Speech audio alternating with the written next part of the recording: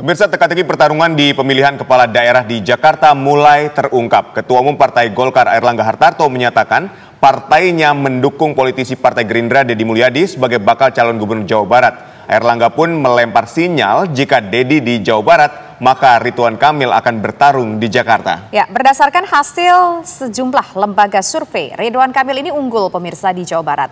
Lantas mampukah RK atau Ridwan Kamil menang di Pilkada Jakarta? Lalu akan ada berapa poros di Pilkada Jakarta? Ada 2 atau mungkin 3? Sudah bergabung bersama kami.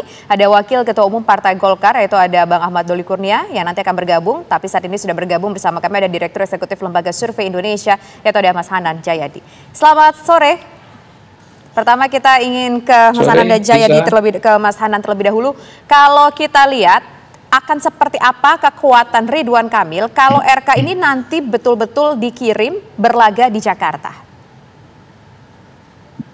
Ya seperti yang disebut di TV One tadi ya, dia bisa kompetitif dan kita tahu sampai hari ini memang berdasarkan data-data yang ada itu ada 3 nama yang paling kompetitif di Jakarta, Anies, kemudian Ahok, baru Ridwan Kamil gitu.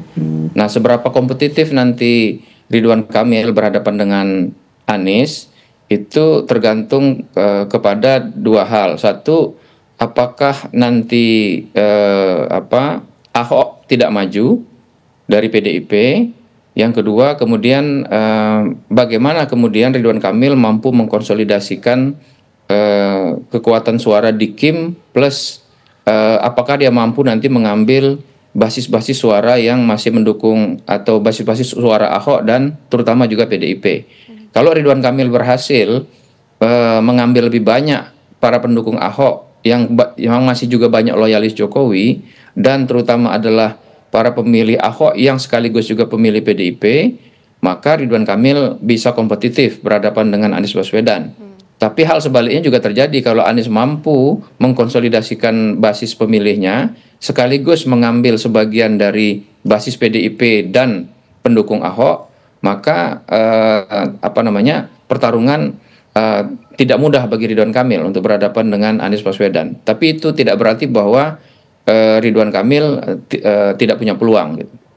Baik, tapi di Lembaga Survei Indonesia sendiri apakah sudah ada hasil survei yang menunjukkan kekuatan RK yang terbaru ini, Mas Jayadi?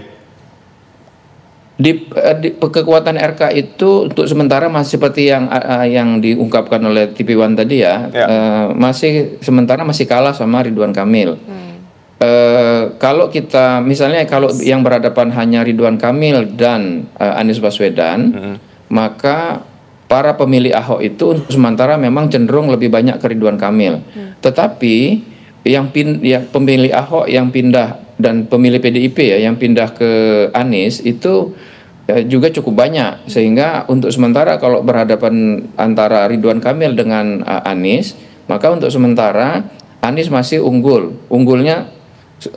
keunggulan Anies sudah mencapai di atas 50%, meskipun tidak dominan misalnya sampai 60 atau apa enggak ya. Tapi di kisaran 50%-an. Artinya Ridwan Kamil tidak mudah untuk berhadapan dengan Anies Baswedan, tapi bukan berarti dia sudah pasti kalah, belum tentu. Ya, tapi kalau kita lihat kan ini Ridwan Kamil tapi masih punya kesempatan untuk mengambil suara dari Ahok kalau seandainya Ahok nggak maju. Nah, kalau kita lihat dari suara pendukung Ahok dulu, itu lebih banyak akan pergi ke Ridwan Kamil kah? Atau mungkin ada juga tadi potensinya ke Anies? Tadi kan disampaikan ada yang ke Anies nih, kayaknya ada juga yang ke Ridwan Kamil. Komposisinya tuh lebih banyak kan kemana? Apakah sudah ada hitung-hitungannya, Mas Jayadi? Sudah ada itu saya kira ya. Di sejumlah partai juga sudah ada. Para pemilih Ahok memang cenderung lebih banyak ke Ridwan Kamil ya. Di atas 60% pemilih Ahok itu bisa ke Ridwan Kamil. Dan tetapi berarti ada juga yang ke Anies. Nah, kalau Anies berhasil mengkonsolidasikan basis utamanya yang ada sekarang, yang saya perkirakan di kisaran 40%-an ya, maka Anies tinggal mengambil sedikit saja dari pendukung Ahok atau pendukung PDIP. Jadi itu cukup untuk Anies untuk misalnya memperoleh tambahan 15% misalnya, sehingga dia bisa memenangkan Pilkada Jakarta. Itu akan menjadi lebih sulit bagi Ridwan Kamil kalau Anies misalnya tidak mengambil Sohibul Iman sebagai wakil. Anies kemudian bergabung sama misalnya PDI Perjuangan, atau PDI Perjuangan bergabung dengan Ridwan Kamil. Kalau kalau PDI Perjuangan bergabung dengan Anies Baswedan, maka peluang Anies untuk menambah kekuatan suaranya lebih besar lagi itu menjadi lebih tinggi, sehingga kalau Anies bergabung dengan PDI Perjuangan itu dengan asumsi berarti Ahok tidak maju, wakilnya misalnya dari PDI Perjuangan, maka menjadi makin sulit bagi Ridwan Kamil untuk memenangkan pertarungan. Baik, Mas Jayadi, karakter pemilih seperti apa yang dapat diambil suaranya oleh Ridwan Kamil ketika Ridwan Kamil ini bertarung di Jakarta? Ridwan Kamil itu kan seperti kata Pak Erlangga dalam klip yang Anda putar ya, didukung oleh Kim Plus ya, Kim Plus. Nah, kata kuncinya di plus, plusnya itu kemungkinan yang dimaksud oleh Jokowi kan. Jadi Ridwan Kamil itu bisa mengkonsolidasikan suara-suara partai-partai yang ada di Kim plus para loyalis Jokowi. Nah, masalahnya adalah para loyalis Jokowi itu terdiri dari dua bagian, yaitu para loyalis Jokowi yang bukan pemilih PDIP, dan yang kedua adalah para loyalis Jokowi yang pemilih PDIP. Nah, yang para loyalis Jokowi di 2014-2019 lalu, yang pemilih PDIP, sekarang ada kecenderungan tidak mengikuti Jokowi. Nah, kalau Ridwan Kamil tidak mampu mengambil para pemilih PDIP, itu maka akan sulit bagi Ridwan Kamil untuk memenangkan pertarungan berhadapan dengan Anies.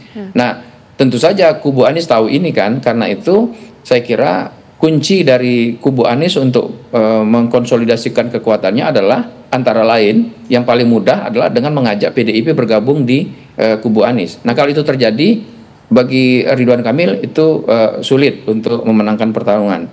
Tapi Ridwan Kamil bisa juga mengambil sebagian dari basis Anies. Misalnya dengan mengambil wakil untuk Kim itu misalnya wakilnya dari PKS misalnya, atau dari calon yang punya kekuatan di kalangan massa yang selama ini lebih banyak mendukung PKS begitu ya, sehingga sebagian dari kekuatan Anies diambil oleh Ridwan Kamil. Nah, itu akan membuat pertarungan menjadi makin kompetitif. Tapi mungkin nggak sih kalau dari PKS kan sudah mengatakan bahwa mendukung Anies Baswedan, mungkin nggak Ridwan Kamil ini juga mengambil tokoh dari PKS atau orang yang dekat dengan PKS? Bisa aja kalau misalnya Anies Baswedan ternyata kemudian mengambil wakil dari PDI Perjuangan kan? Kalau dia mengambil wakil dari PDI Perjuangan, itu artinya Aman nggak jadi kan? Sohibul Iman nggak jadi wakilnya Anies. Nah, dengan skenario yang saya sampaikan tadi, gitu. Jadi itu berarti PKS punya pilihan, apakah tetap bersama Anies atau malah menyeberang ke Ridwan Kamil, atau main dua kaki misalnya. Kadernya ada yang ditaruh di Ridwan Kamil, tapi mungkin secara resmi tetap di Anies Baswedan. Misalnya ya, ini beberapa kemungkinan secara umum. Baik, kita sudah bergabung bersama Wakil Ketua Umum Partai Golkar Ahmad Doli Kurnia.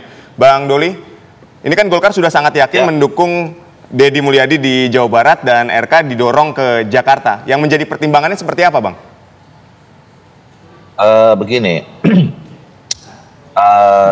saya runut dulu ya, bahwa kita kan selama ini memang belum memutuskan siapa yang akan kita calonkan, baik itu di Jakarta maupun di Jawa Barat. Nah, kita masih mempertimbangkan beberapa variabel. Tentu variabel pertamanya adalah bagaimana calon atau kader yang kita dorong itu adalah calon yang memang punya potensi untuk menang, satu. Yang kedua, kenapa kita belum putuskan selama ini? Karena kita perlu membicarakan ya Golkar dengan teman-teman di Koalisi Indonesia Maju, karena kita sudah punya kesepakatan, punya kesepahaman bahwa Koalisi Indonesia Maju ini kan punya success story kemarin di Pilpres. Dan kemudian kita sepakat sebisa mungkin kita tetap jaga soliditas kebersamaan ini untuk 5 tahun ke depan, termasuk menghadapi event-event politik seperti pilkada ini.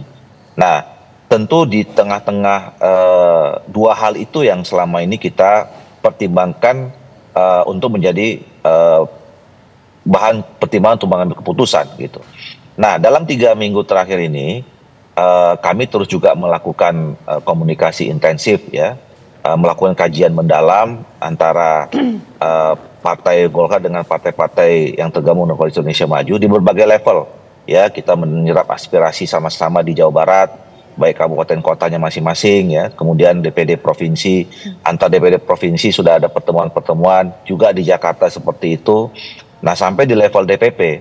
Nah, tapi 2-3 hari ini sudah ada hasil kajian yang dari bawah masing-masing partai politik di dalam Koalisi Indonesia Maju itu disampaikan kepada masing-masing ketua umum, dan ketua umum kemudian sudah hampir pasti pada satu konklusi ya, satu keputusan. Makanya kemudian kemarin Pak Ketua kami Pak Airlangga menyampaikan bahwa di Jawa Barat kita memberikan dukungan kepada Pak Deddy Mulyadi, dan artinya itu secara otomatis ya, tiket atau surat tugas yang tadinya kita kasih ada 2 kepada Ridwan Kamil di Jawa Barat dan di Jakarta, ya tinggal tersisa 1 di Jakarta. Nah, jadi saya mau menyampaikan kita dalam kajian-kajian itu punya kalkulasi baru, punya formula baru ya, yang tadinya mungkin masing-masing partai politik, Golkar punya kalkulasi sendiri, Gerindra punya kalkulasi sendiri, kemudian begitu juga Demokrat dan PAN. Nah, kami sekarang berhasil punya formulasi bersama ya, punya kalkulasi bersama untuk bagaimana kita sepakat dengan 1 nama di Jawa Barat, 1 nama di Jakarta, untuk kemudian kita hitung dengan berbagai strategi ya, untuk insya Allah bisa menang. Nah, nama itu adalah di Jawa Barat di Deddy Mulyadi, dan tinggal mengambil keputusan resmi saja mungkin insya Allah dalam 1-2 hari ini di Ridwan Kamil di Jakarta. Nah, tinggal nanti kita bicara siapa komposisi wakil-wakilnya. Oke. Tapi begini, Sufmi Dasko, Ketum Harian Gerindra mengatakan bahwa nama-nama calon kepala daerah Jakarta ini sudah dikantongin oleh para ketum. Berarti bisa dipastikan nama tersebut ada nama Ridwan Kamil begitu. Tapi nanti kita jawab usai jeda berikut pemirsa. Kami kembali sesaat lagi.